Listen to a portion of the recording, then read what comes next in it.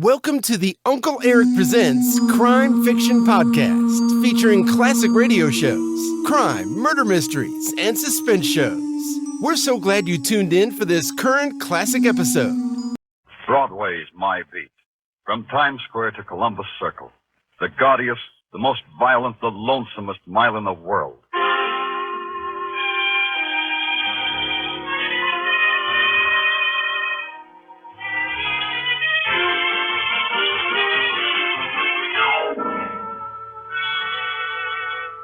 Broadway's My Beat, with Larry Thor as Detective Danny Clover.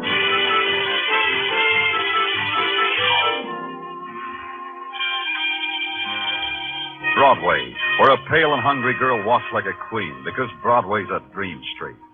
Where a fat man stands with begging eyes because he knows his dreams will never come true. It's a cry or a laugh, but nothing in between. Either way, it's My Beat. On special detail, there are no special hours. Dawn was at the window of my office at police headquarters when I scribbled my last report. An out-of-town school teacher was trying to beat the heat by using Columbus Circle for a burlesque runway. I buried that one behind a convenient fan, bid the boys a fond bonjour, and started home out the side entrance. I didn't make it. All I saw of sunrise was in an alley, the alley reserved for police ambulances coming home to the morgue. A voice stopped me and invited me in. Danny, come here.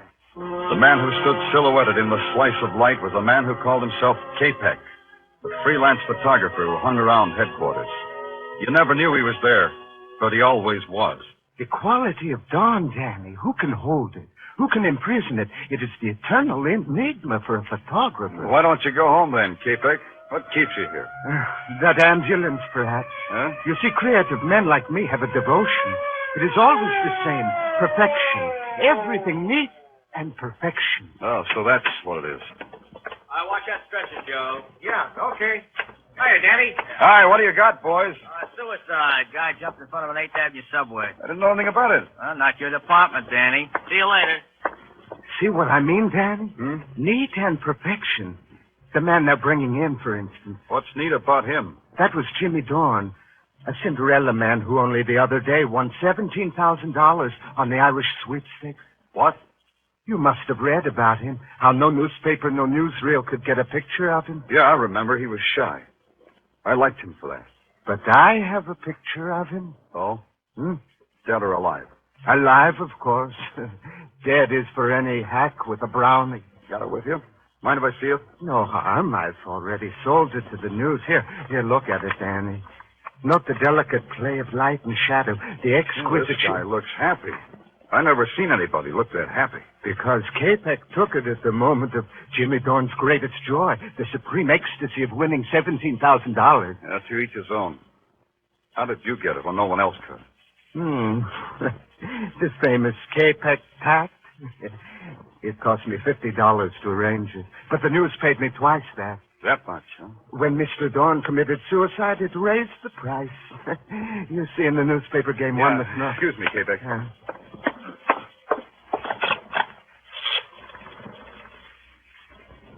Danny Clover. Give me the dope on a suicide name of Jimmy Dorn. Yeah, I know it's not my department. I'm nosy. Yeah. Lily Dorn. 3rd Avenue. Okay, that's enough. You have the look, Danny. You smell something, maybe? Yeah, maybe. Be with you in a second, K-Peck. Hello, Benny. Danny Clover. That Jimmy Dorn suicide. Tell the chief I'm going to look into it. Yeah, Benny, yeah, I know, but it bothers me. Sure, I'll grab some sleep on the subway. I asked you, Danny, you smell something, maybe? Why should a guy let a subway train make his wife a widow with $17,000 orphan dollars? Why should all that sudden dough make him want to commit suicide? Is it such a secret why men destroy themselves? Yeah, to me. It's not neat, K-Peck. It just ain't neat.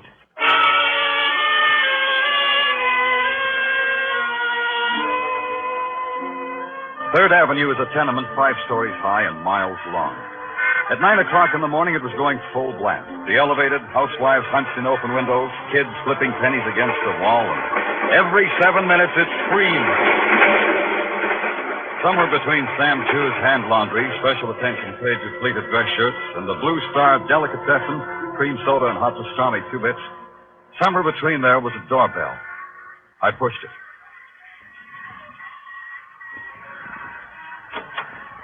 Yeah? What do you want? My name's Danny Clover. I want to see Mrs. Dorn. Suddenly, everybody wants to see Mrs. Dorn. Suddenly, I'm a popular lady. Suddenly, I'm from the police, Mrs. Dorn. You guys don't quit, do you? All right. Come on in. You want to know how it is to win $17,000? Is that what you want to know? Look, Mrs. Dorn, I'm sorry about your husband. Oh, sure. You can feel any way you like. Tell me about your husband. Jimmy? Yeah. I'll tell you about him. Jimmy didn't like people. He got afraid of them once, and he never got over it. Why? You know, I don't know. He was always running, and I ran with him. I was his wife, Mr. Clover.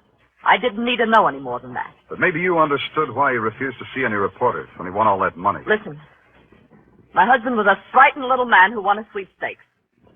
It bought him an obituary. Well, that doesn't tell me much. This room tells me more. This rat hole. This room says that, doesn't it? Rat hole. I didn't say that, Mrs. Dorn. I'm talking about that circus poster on the wall. Patsy Mack presents the 3 whirling tornadoes. Was your husband a whirling tornado? You can go now, policeman. You said your questions. Now go. Brody, please. Why didn't you stay in that room? They can't do anything with us now. Come right on in, mister. Who are you? I'm a clever boy. I don't win sweepstakes, but I stay alive. Yeah, real clever. Now, what about this circus poster? It covers the cracks in the plaster. 3 whirling tornadoes. 3 men riding motorcycles in a barrel. Mrs. Dorn, for a frightened man, your husband made a dangerous dollar. Look, I told you all I know. Maybe you ought to get out of here. Why should a poster come between us, Mrs. Dorn? We were getting along fine. You heard the lady, copper. She's saying she's finished talking. That's right, Mrs. Dorn?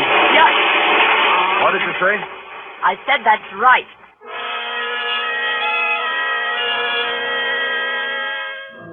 Maybe I should have let it alone, got some sleep. But it kept eating at me. When I found out Jimmy Dorn rode a motorcycle in a barrel, everybody got unhappy. I don't like it when it gets unhappy. So I took a walk and found myself on Broadway in front of a tired building that has a lot of names. You take your choice. You walk up 4 flights and you get 4 offers. You're perfect for a fairy tale ballet that's opening in Newark. You make a stunning cover in a muscle magazine. Can you play first trumpet with a Bob Hawaiian outfit? If you got a song that's trying to be published, all at a slight fee, of course. And on the 5th floor, you find what you were looking for. The office of Patsy Mack, promoter, entrepreneur, and a dollar guy. Well, it isn't Danny Clover. Hi, Patsy. You still pounding the stem, Danny? Aren't you ever going to be promoted? Promotion means a desk job away from Broadway. Who wants that? Yeah, I know what you mean. Can I give you something? Grape juice would be keen. I've got 3 fingers left of a bottle given me by a bearded lady who was enamored of my social standing. It'll bring a smile to your lips. You drink it, Patsy, and thank her for me, Patsy. Send her a dozen blue roses, or is it red roses for a bearded lady? Yeah, I'll do that. She'll appreciate it. She loves delicacy. Don't they all? Patsy, tell me a story. Okay. Now let me see. Oh, have you heard the one Yeah, about... tell me the one about the 3 whirling tornadoes. The 3 tornadoes? What fond corner of your memory clutched onto them? Tell me about them. Well, I don't remember much about them, Danny. They've been out of the business a long time. The 3 tornadoes, huh? Well, there were 3 of them. Thanks.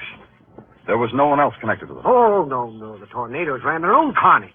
Toured the villages and the metropolises. Patsy, you got a reputation for remembering every act that ever played a circus or carnival. What were their names? Oh, you put me on my mettle, boy. Now, let me see. There was Jimmy Dorn. Dorn. Yeah, I think. Oh, see. Could he be the one who ended up under a subway this morning? I'll look into it.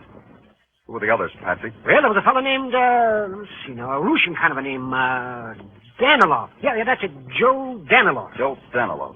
And the third? Oh, now you're pressing me, boy. The third was a man named, let me see, Brady? No. That wasn't it. Could it have been Brody? Brody, that's it. Well, how'd you know, Danny? Brody, it's a short jump. I'll try real hard. You're sure there was no one else connected with the act? Well, now come to think of it, there was another guy. Yeah?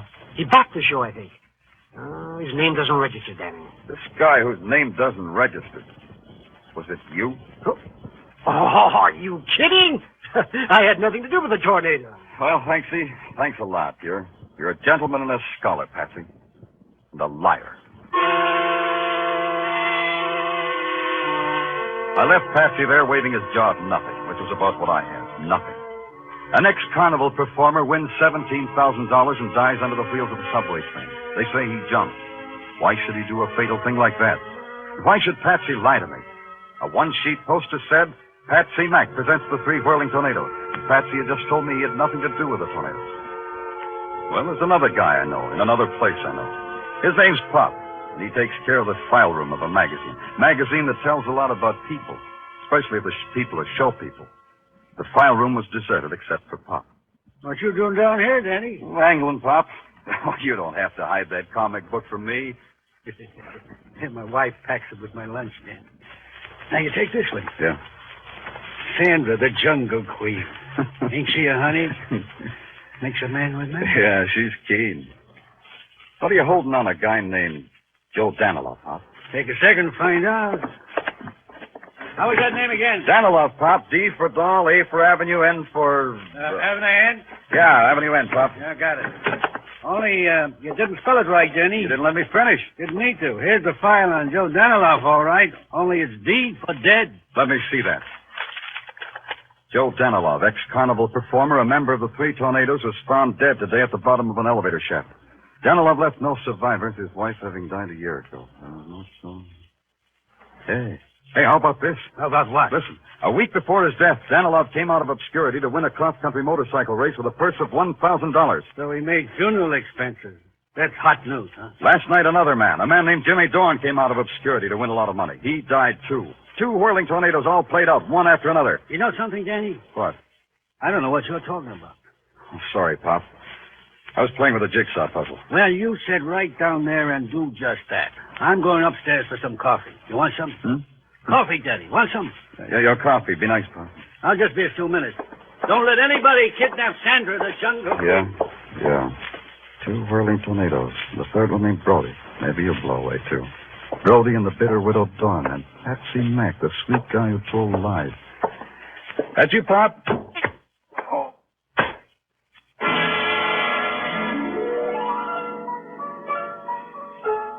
I never knew what it was that slugged me on the back of my head. It wasn't a comic book. And whoever did it wasn't Pop.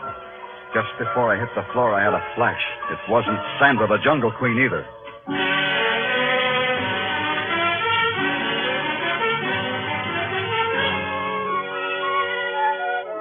You win a lot of money, or die violently, or do both, and Broadway will know all about you. You get your name and your picture in the morning editions. Then Broadway won't care anymore. But I care.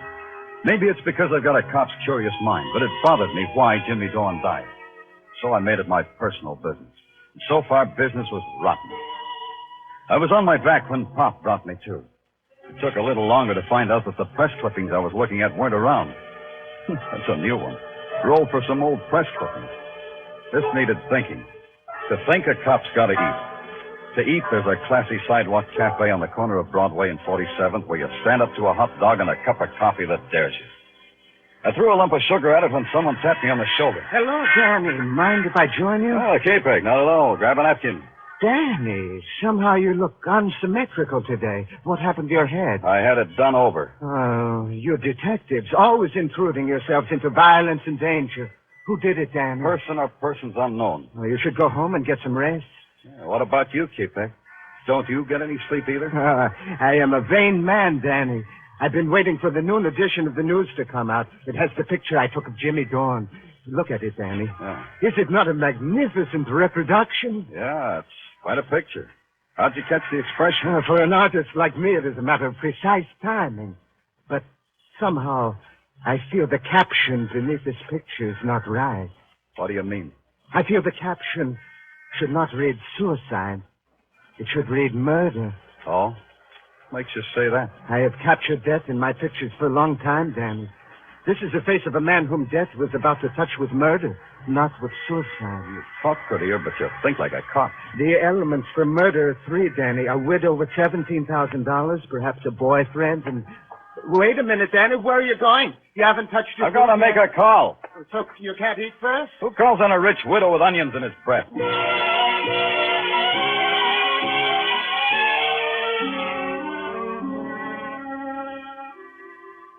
Hey, you up there. You at the window. Who, me?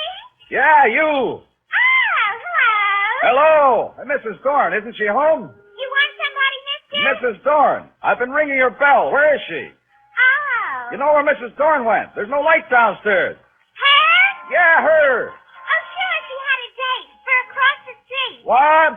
For across the street, mister. The Eagle Tavern. I saw her go in there with a guy.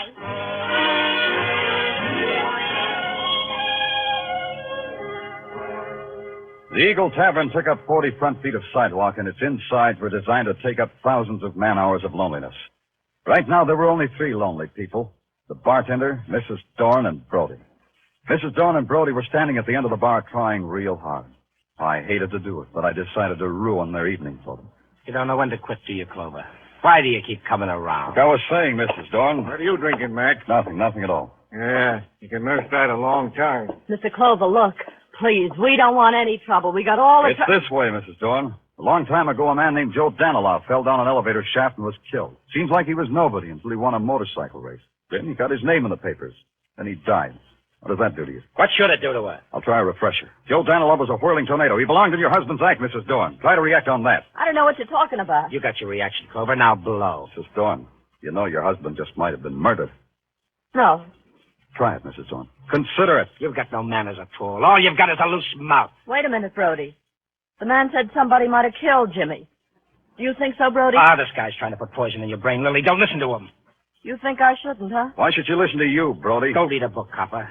Go read a book and find out why I should hang around a woman who's married to my best friend, Jimmy Dorn. Maybe you're waiting for him to die. He did, didn't he? Yeah. I never thought of it before. Jimmy's dead, and that makes you number one boy to a lady who just inherited $17,000. That'll teach you, Lily. That'll teach you not to talk like that. Talking a woman's easy, Brody. This will be a little... Hey, what are you doing? You can't play in here. Stop it! I'm running a decent joint. Stop it! Stop it!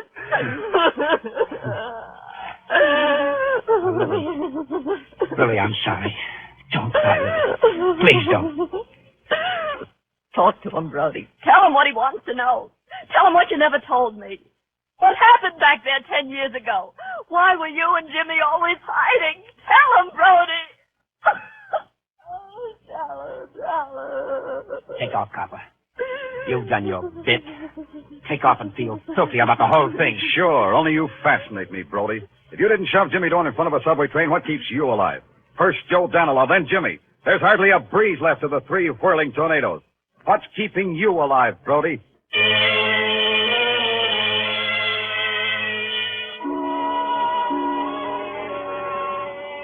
Now there was a guy I just had to see. Capex. There was a chance he had taken more than one picture of Dorn. Maybe in the background I'd see a familiar face. Out in Sea Beach near Coney Island, I found the door with Capex's name on it.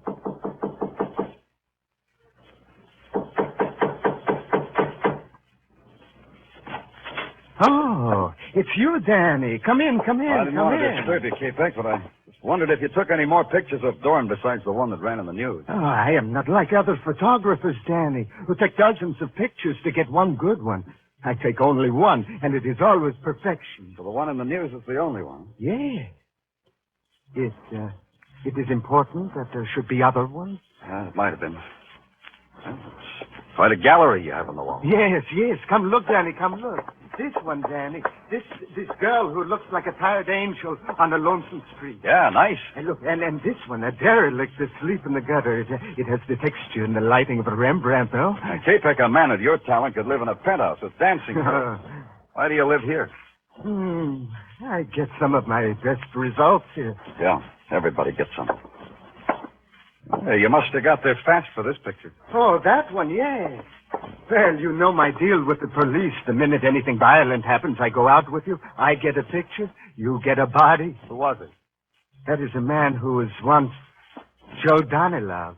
Danilov, huh? Yes, I took this picture just after he fell down the elevator shaft. The mood of finality was magnificent. Very dramatic, Keeper. Danilov was one of the 3 whirling tornadoes. Did you know that? So? Well, to me, Danilov was simply a man who fell down into space and died. The picture captures the sensation, don't you think? The down-sweeping lines, the shadows like a dark caress, the broken form like some grotesque passion, everything neat, everything...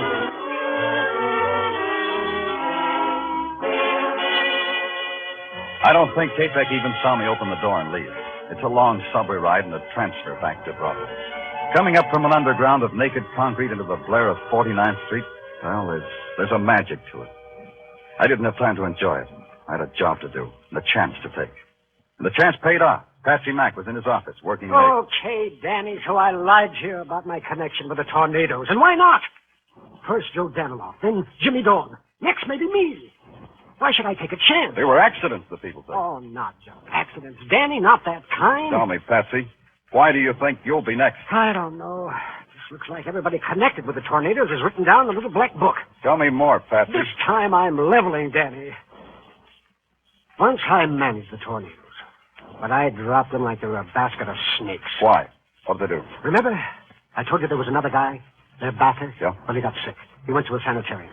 While he was there, the tornadoes robbed him of everything he ever had. All 3 of them did that. Yes. Danilov, Brody, and Jimmy Dorn. Danilov and Dorn are gone. That leaves only Brody, plus the widow Dorn and $17,000. Were you ever in a sanitarium, Patsy? No. But they might put me away for slugging a cop. Oh, what do you want me to do, Danny? Cross my heart and hope to die? Nothing easier than that. Use your phone for me. Anything for a friend, Danny. But you are my friend, aren't you, Danny? Call Billboard for me. Oh, what? Personal ad, Patsy. A personal ad on the front page where a guy in the show business will be sure to see it. You phrase it. Phrase what? Just this. Anyone connected with the act, the whirling tornadoes, meet at the entrance to Crescent Midway on Coney Island tomorrow night at 11. Have information to wind up affairs of the tornadoes. Phone that in, Patsy. Because you say so, friend? Because the police say so. And Patsy. Yeah? Sign your name to it.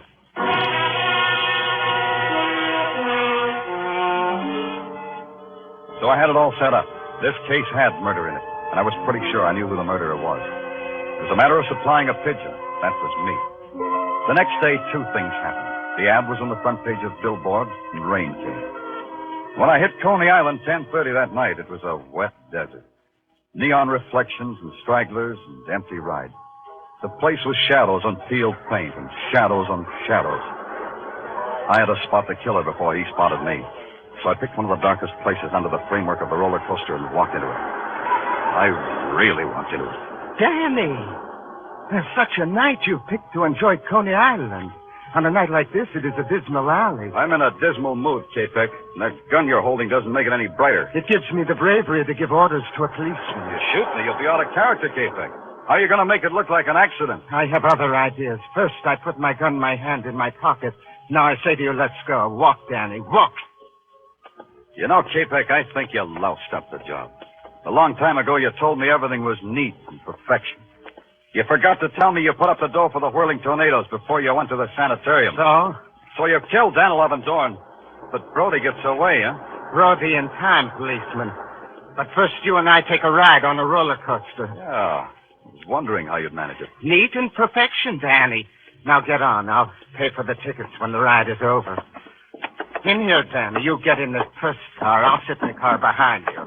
How are you going to work this, K-Peck? You going to slug me and heave me over? Like I said, you can't shoot me. Then it wouldn't look like an accident. In a few seconds, when we get to the top, you will see. And I'll keep your hands to your sides, Danny. That's better. Going to get a picture of this one, too, K-Peck? When we get to the top, you will see. The top was 2 seconds away. Now, Danny, stand up. Stand up. I stood up. Out of the corner of my eye, I saw him rise, See too. how I Take the make gun it out of look his like an pocket, its accident, barrel in Danny? his fist. His arm came up in a wide arc, and that was the break I was waiting for. His body arched forward to strike. I twisted, grabbed his hand and elbow, and threw. Let go of me, Danny!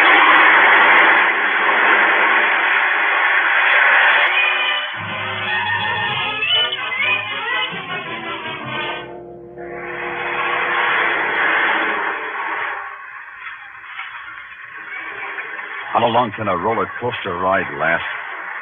Long enough. Long enough to piece together the jagged edges of some frightened lives. Danilov and Dorn murdered. Murdered because they'd crossed a twisted man named Capek. Brody and Patsy Mack hugging the shadows because they were afraid of Capek's revenge. And Lily Dorn with a handful of dust and dollars. You pay for the ride here, mister. Hey, you didn't take that ride all by yourself. Yeah.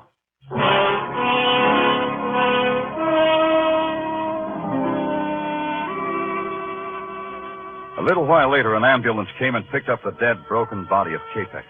They took a picture of him, too. I caught a ride back to Broadway in a prowl car.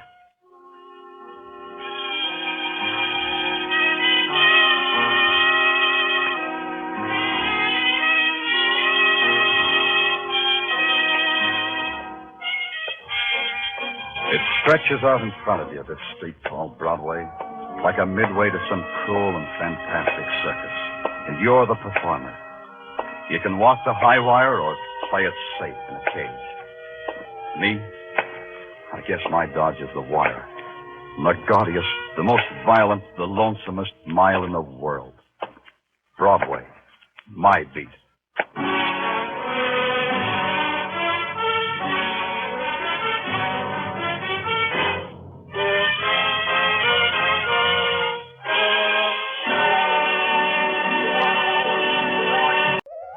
I hope you enjoyed this latest Uncle Eric Presents episode. Stay tuned for the next exciting episode. Please check back often and make sure to subscribe to my podcast so you won't miss the new exciting episodes. In the meantime, scroll up or down to find other exciting episodes to listen to. Don't forget to visit UncleEric.com to see and listen to all the program categories and episodes. There are also hundreds of the old classic crime and detective television show episodes you can watch as well. They're a hoot to watch. That's UncleEric.com. If you like this episode, please consider buying Uncle Eric a cup of coffee at the support link below. Thanks a million. Thanks for stopping by. Bye-bye for now.